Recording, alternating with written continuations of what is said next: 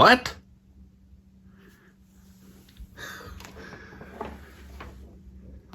What the heck is this little thing? Hey guys, welcome back to the channel. Glad to have you here. Well, I just picked up this 10 amp 32 volt DC power supply off of Amazon to be able to top balance my batteries. I thought I'd do a little review on it because when I opened the door to pick up the package, I was super surprised at how small and how light this little thing is. Sorry about slurping in the camera, by the way. I thought it'd be funny to do like a funny intro and then put a can down beside it to show how small it was. I'm used to power supplies being so much bigger and a little bit deeper and heavy. Like I can throw this thing around like a paperweight. But the dials seem like they're okay. The pot's inside there. It's got an on-off switch and connections for ground and positive and negative. So it should be all right. Let me get my power meter and hook it up to power, turn it on, and let's see how close the digital readout on the screen is to the actual output at the leads. All right, guys, so here we are back with the little mini power supply here. This is a Skytop Power power supply. It was on sale on Amazon. I think it cost me $96.99. And so with tax and everything, it was like $109. It's model number STP3010. So comes with pretty good instructions. They're not written in Chineseium, so they're understandable, which is good. Looks like this company makes a number of different models, and they all have pretty much very similar specifications. So our model was the 3010. That's the one that's just to the left of middle. So it's 0 to 30 volt, 0 to 10 amp. I'm surprised that doesn't say DC, because it is a DC power supply. Yeah, 0 to 30 volts DC, it says on the plug there. I'm surprised it doesn't say that in the book. Lots of other tidbits of information in there, but geez, who cares about that? That's let's just get to firing it up here. Yeah. So okay, 5.1. So pretty close. It's 4 millivolts off. This is the coarse adjustment, and this is the fine adjustment for voltage on the top and amperage on the bottom. So let's put her down. We're going to want to charge the battery pack at between 3.4 and 3.65 volts. So looking at her there, we got 3.42, so that's a little bit above. But let's see if I can coarse or fine adjust that down. That's pretty stinking close right there. 3.404. So let's let that sit for a minute and see what she decides to do. Maybe I'll tap it a bit and see if that changes the pot.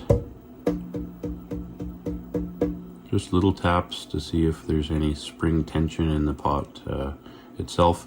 Seems to be staying pretty steady there at 3 milliamps over my intended voltage. That's pretty good.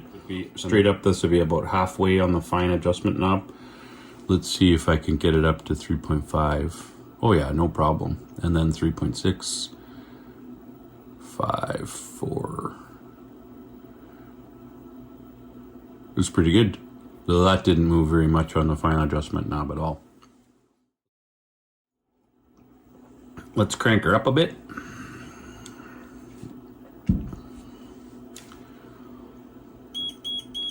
Overload. What the heck? We're at 7 volts. How can you be overloaded? Oh, because I have it in millivolts, so we're going over 10. So let's change this. Okay.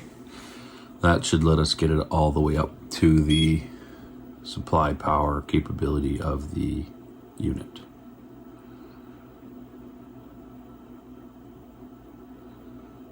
So that's not too bad. Seems to be the knobs are really smooth.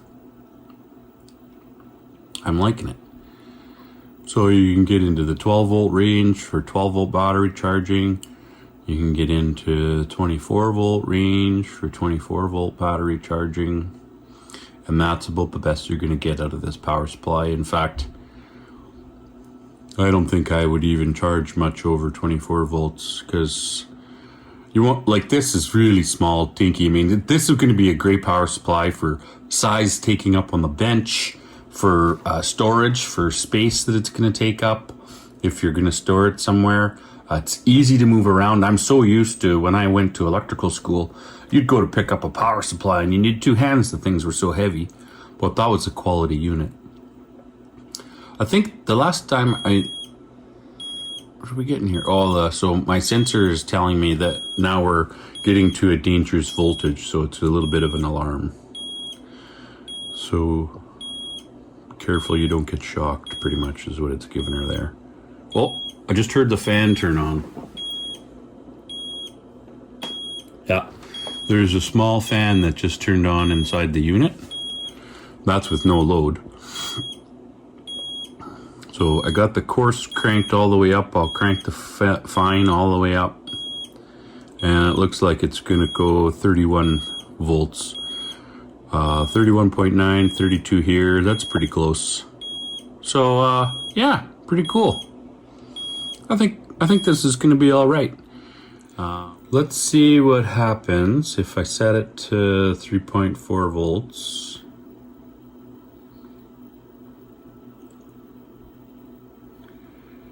And then, so that's what I want to output to as a starting voltage to charge my lithium pack in parallel. But let's turn it off and let it shut down and give it a moment. Not a bad little unit, I don't think. Hopefully it works. We haven't had any loads on it yet, so. Let that sit for a minute. And then we'll crank her back on and we'll see if it comes back to 3.4 volts. Yeah. I mean, they are just manual knobs, so I can't see why they would change. Oh, did you see that? It changed voltage just as I touched the table there. Let's do that again with the meter on to get a more sensitive reading.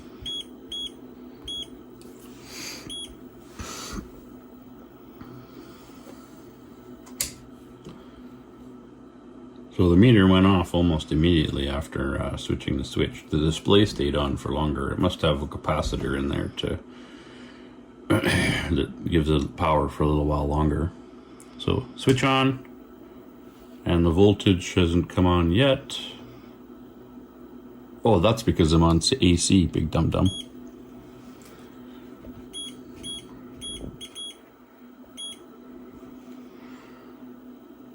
.49.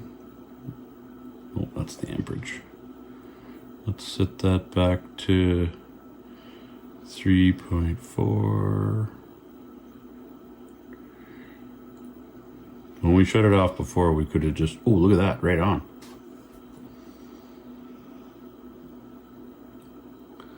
Okay, so we shut her off. The voltage dissipates similarly to the display, I guess, as the waveform collapses. And we'll crank her back on, and boom, it goes right to that voltage and stays there. So yeah, that was just must have been because we were only reading 1 decimal point when I shut it off at 3.4 before. It must have been just right close to 3.5 and bumped itself up. There will be minor fluctuations. I mean, it's by no means an expensive quality. I don't know about quality yet, but it's by no means an expensive power supply. So we'll see how it performs. So hey guys, just in the middle of doing the top balance on my battery here, and I just wanted to add this little note for the power supply that I got. I got it set to 3.4 volts DC, and it's outputting at 1.4 amps. And I don't know if you guys can hear it or not, but the fan is giving her in the back. Not too strong. Maybe I'll let me hook up my microphone.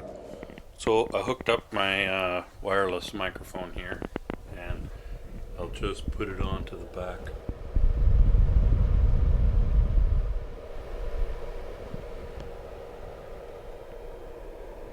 It doesn't sound like the fan's giving her too hard. It just sounds like it's working, and yeah, that's the power supply seems to be working, doing its job.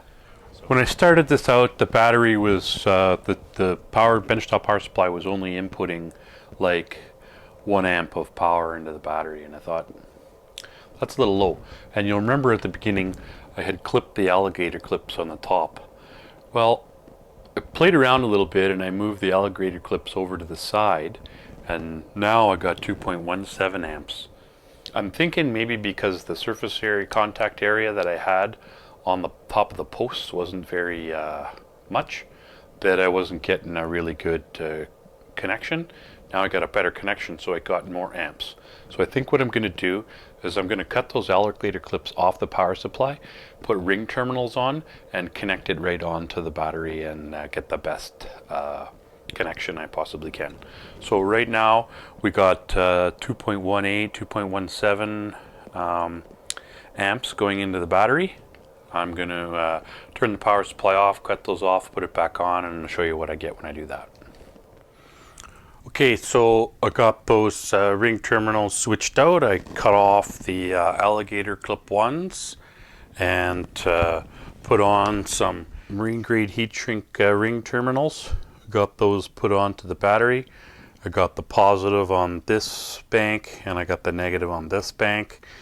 And let's turn the power supply back on. I rechecked the voltage before I connected it to the battery.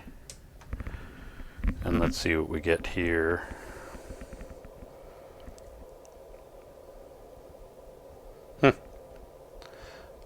Less.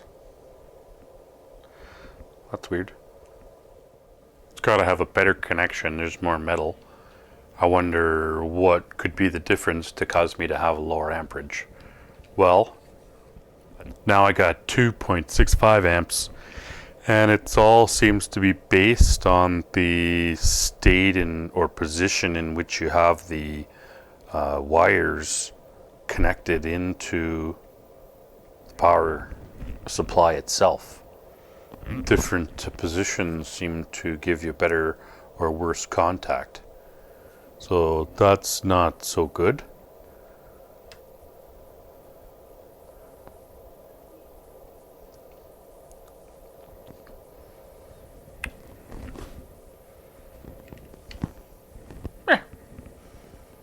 Cheap Chineseium. Oh well, it'll do the job. So far, I'm pretty impressed. Lightweight, good little. I wouldn't use it for testing, I don't think, but for top balling some batteries, I think it's going to work out okay.